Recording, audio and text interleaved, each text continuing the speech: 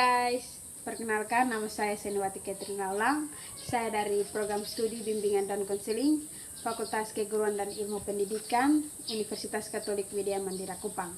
Pada saat ini saya akan menayangkan bagaimana proses konseling kelompok dengan teknik desensitisasi sistematis. Selamat menyaksikan. Jangan lupa like, komen, subscribe dan share sebanyak-banyaknya. Terima kasih. Siang anak-anak. Siang, Bu. Bagaimana kabar kalian siang ini? Baik, Bu. Syukurlah kita semua masih diberi kesempatan oleh Tuhan sehingga saat ini kita dapat berkumpul di kegiatan konseling kelompok kita ini. Hari ini Ibu mengucapkan terima kasih atas kesediaan kalian yang telah menyempatkan diri datang mengikuti kegiatan konseling kelompok ini. Ya, Bu. Anak-anak, sebelum kita melanjutkan kegiatan ini, alangkah baiknya kita awali dengan doa terlebih dahulu dan Ibu akan pimpin kita dalam doa. Kita berdoa.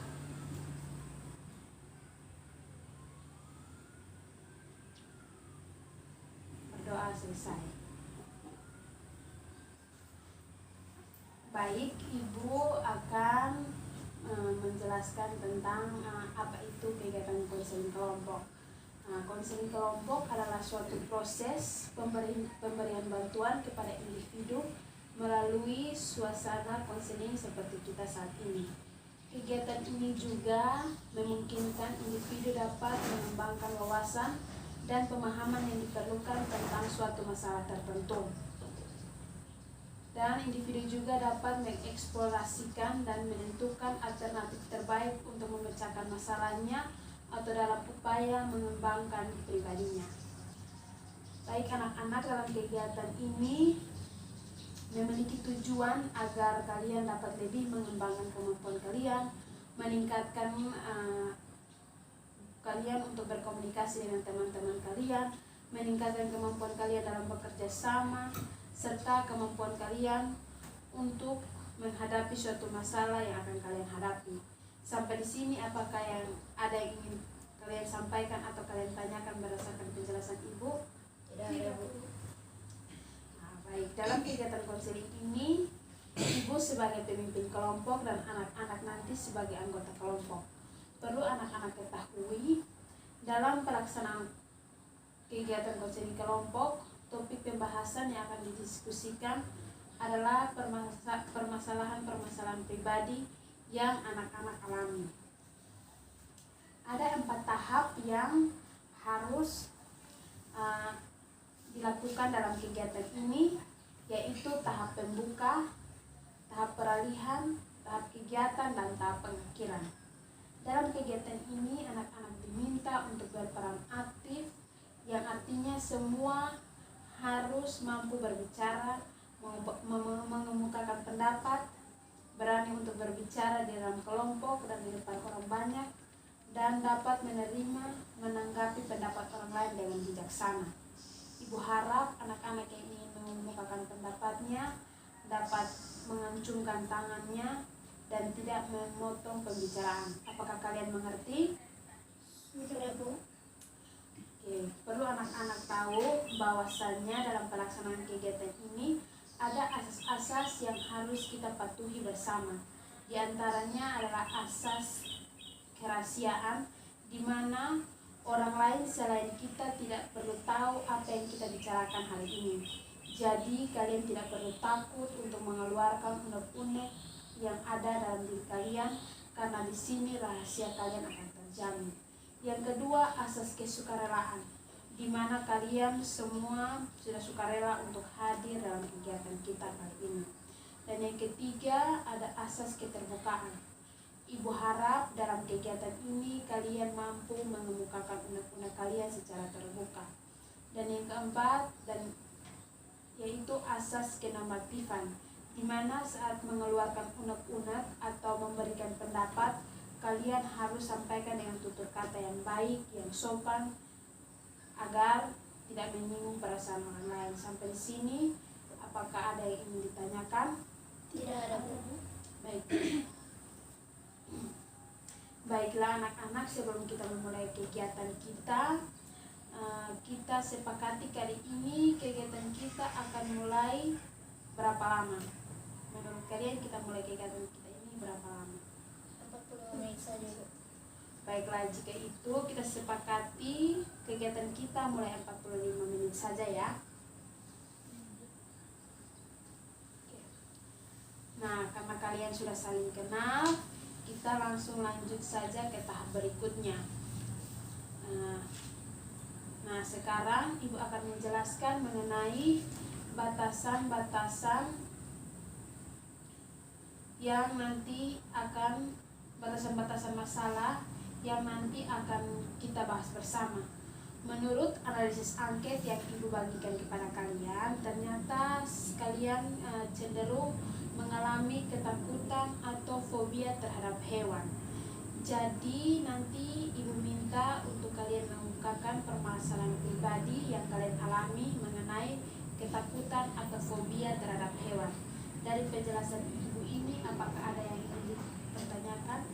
Tidak, Bu. Oke, baik. Nah, sekarang Ibu akan memberi contoh permasalahan pribadi Ibu mengenai ketakutan atau fobia Ibu terhadap hewan.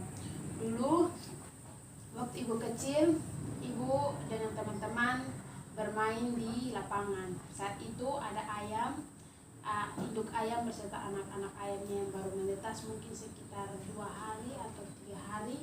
Saat itu Ibu dan teman-teman Ibu bermain dan ayam ini lewat, jadi Ibu dan teman-teman Ibu kayak usir, pus.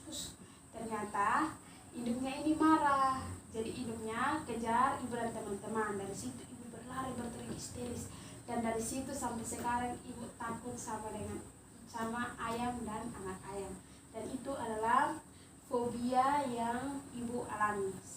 Sekarang giliran anak-anak untuk mengemukakan fobia kalian terhadap hewan. Ini persilahkan. Saya fobia terhadap cacing tanah. Saat kelas 2 SD, saya membantu ibu membersihkan taman. Nah, salah satu pot yang saya bersihkan, tiba-tiba ada cacing tanah yang sedang berkerumunan di pot tersebut. Seketika saya langsung teriak-teriak keras sekali. Setelah kejadian itu, saya fobia cacing tanah karena itu adalah hewan yang menjijikan dan saya geli jika melihat hewan tersebut. Oh, baiklah, jadi di sini Casey mengalami fobia terhadap cacing tanah. Dan sekarang giliran Fanny.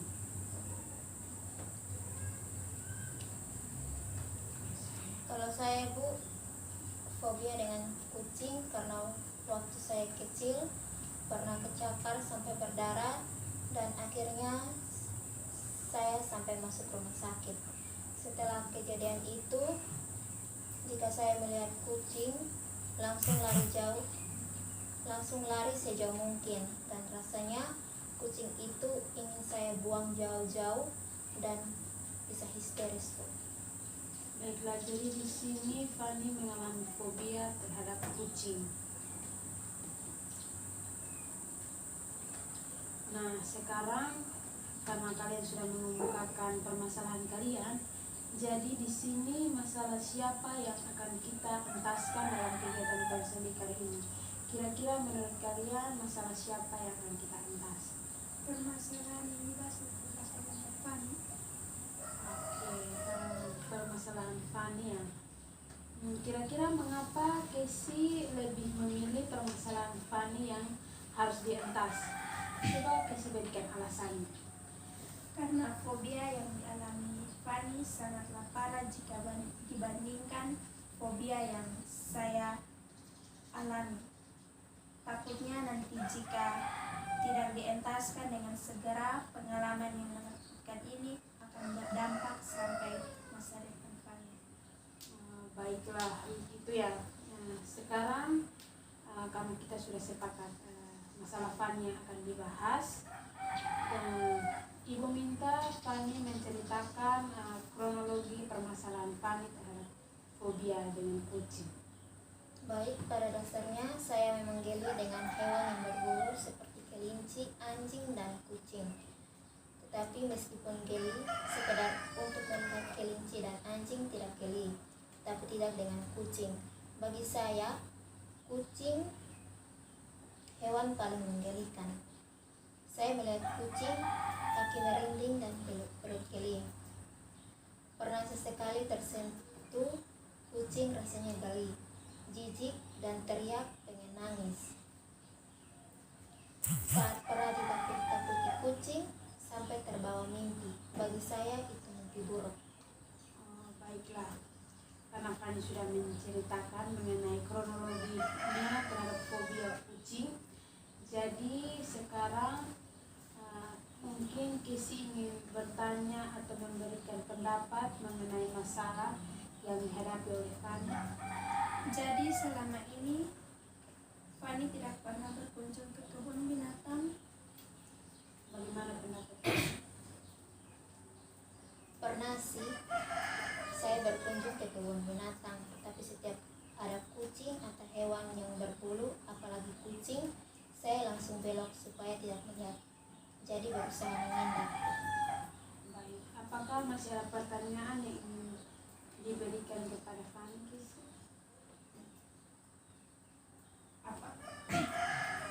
Apakah Fani juga takut ketika memegang atau melihat kucing, baik dari gambar atau TV atau boneka kucing?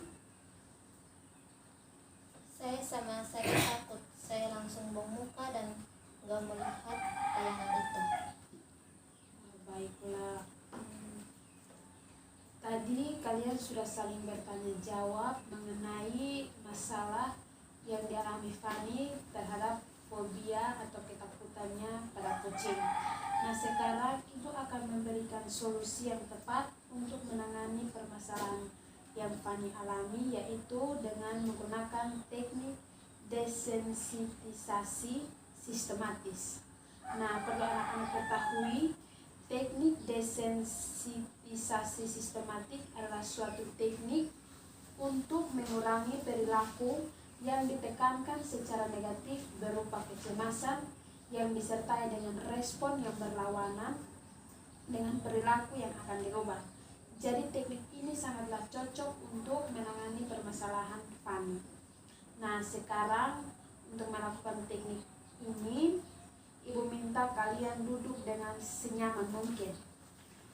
Duduk dengan senyaman mungkin. Karena dalam melakukan teknik desensitisasi sistematis, Ibu harap kalian dapat duduk dengan rileks dan senyaman mungkin. Apakah dari penjelasan Ibu ini kalian bisa mengerti? Bisa, Bu. Nah, sekarang buatlah posisi duduk yang nyaman.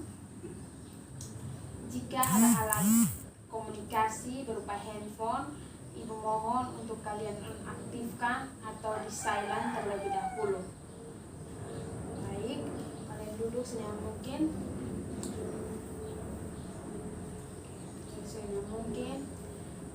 Rasakan kepala, punggung, tangan, kaki, rasakan semua menyentuh bangku dan lantai. Rasakan semua.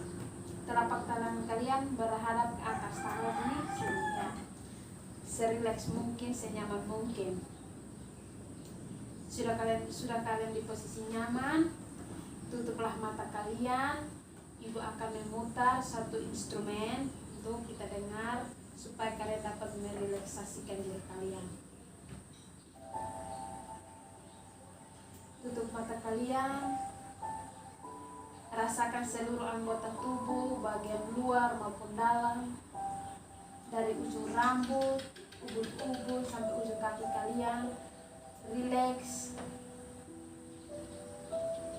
Kendurkan semua bagian-bagian yang ada pada tubuh kalian.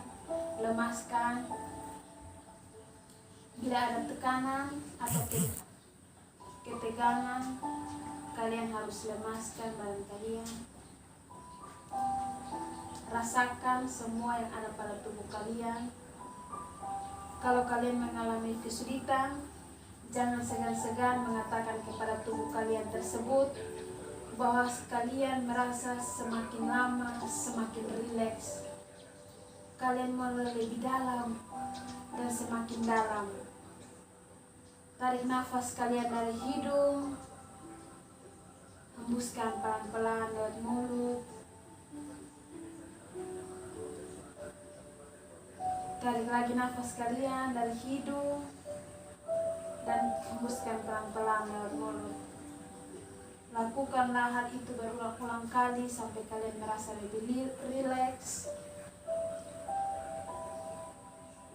Semakin dalam, semakin nyaman kalian merasa rileks. Lakukanlah terus.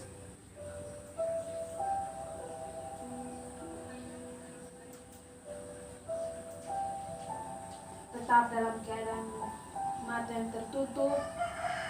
Bayangkan diri kalian berada di suatu tempat atau situasi yang membuat kalian merasa sangat rileks, bahagia, tenang, damai, dan dapat terlepas dari segala beban hidup kalian.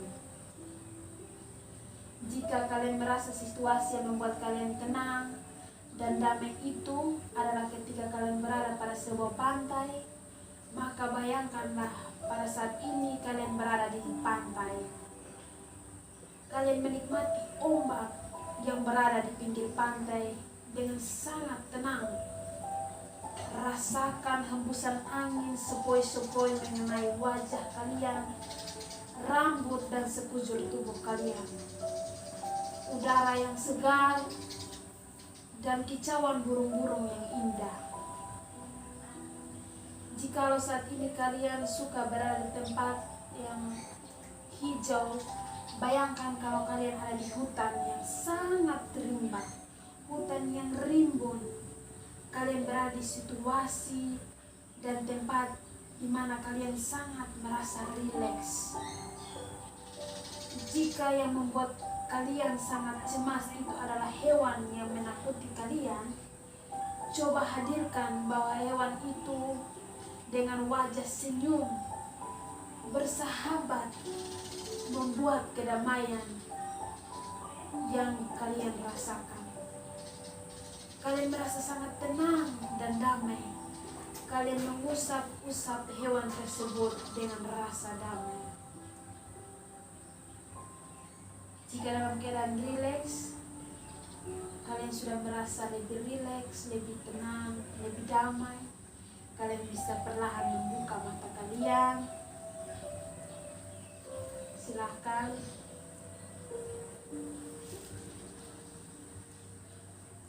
Oke.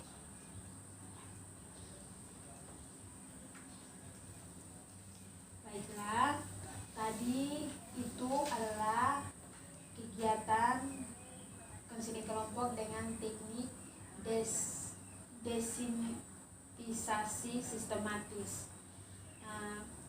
Dan Ibu sekarang akan bertanya langsung kepada Fani, apakah yang dapat Fani simpulkan dalam kegiatan konseling saat ini? Baik, setelah saya mengikuti kegiatan konseling kelompok ini, saya merasa lebih rileks, enak, dan nyaman. Jadi sudah ada perubahan yang Fani alami ya? Iya, Bu. Oke. Baiklah anak-anak, dapat Ibu simpulkan bahwa teknik desensitisasi sistematik itu membantu kalian untuk meringankan perilaku negatif yang ada pada diri kalian. Perilaku ini muncul karena pengalaman, ketakutan, atau fobia kalian terhadap sesuatu dan merubah perilaku yang over menjadi perilaku yang dikontrol. Baiklah anak-anak, berhubung di awal kita sudah menyepakati waktu bahasan kita melakukan kegiatan konseling kelompok kita ini adalah 45 menit. Ibu rasa waktu kita sudah hampir habis dalam kegiatan ini. Topik permasalahan sudah dibahas secara tuntas. Dan memanfaatkan waktu beberapa menit akhir ini kegiatan konseling, Ibu akan menanyakan kepada Fani lebih khususnya bagaimana perasaan Fani setelah mengikuti kegiatan konseli kelompok ini. Lebih nyaman dan rileks, Bu. Baiklah. Lalu perilaku apa yang akan Fani rubah dari setelah Fani mengikuti kegiatan konseling kelompok ini? Saya lebih bisa mengontrol ketakutan saya ketika melihat kucing.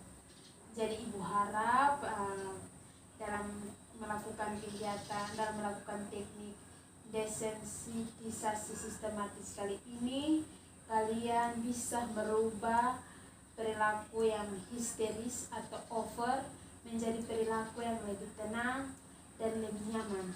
Bukan begitu anak-anak? Ya, Bu. Baiklah anak-anak, sekarang ibu minta kalian untuk menyampaikan pesan dan kesan mengenai kegiatan kita kali ini. Penyampaian pesan dan kesan bisa dilakukan secara bergantian. Bisa dimengerti anak-anak? Bisa, Bu. Baiklah, sekarang ibu berikan kesempatan untuk Kesi. Silakan Kesi. Saya merasa senang dan setelah melakukan teknik tadi, ketakutan saya pada hewan sudah mulai meredah. Baiklah. Dari Fani, Dengan adanya kegiatan ini dapat menambah pengalaman bagi saya pribadi dan saya harap kegiatan ini bisa diadakan lagi lain waktu, Bu. baiklah. Nanti kita akan adakan kegiatan ini lain waktu. Baiklah, ibu ucapkan terima kasih atas kesediaan kalian yang telah mengikuti kegiatan konseling kelompok ini. Semoga yang didapatkan hari ini bisa bermanfaat untuk kita semua. Amin. Tadi di awal kita awali dengan doa. Alangkah baiknya di akhir ini kita awali dengan doa. Jadi ibu minta kesediaan Kesi untuk memimpin kita dalam doa. Bapa kami di surga, Tuhan terima kasih Engkau telah menjaga kami dari amal kejahatan kami, tidak boleh berakhirnya dengan baik kami yang ada dan harapan kami dan selalu bisa kami. Terima kasih Tuhan. Amin. Baik, terima kasih Kesi. Baiklah, kegiatan kita sampai di sini. Selamat siang. Siang, Bu.